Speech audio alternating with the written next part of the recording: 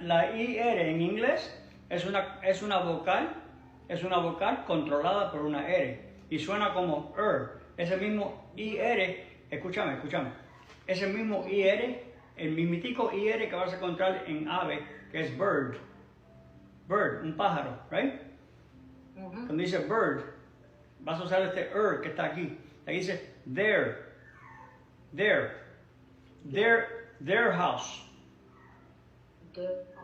Not my house, their house.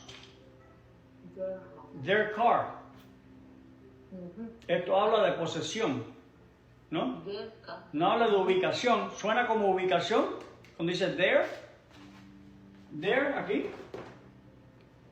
Aquí está there, not here, over there. There, right? I'm going there. So when you go there, make sure when you go over to their house, right? Let me know once you get there. So when you go to their house,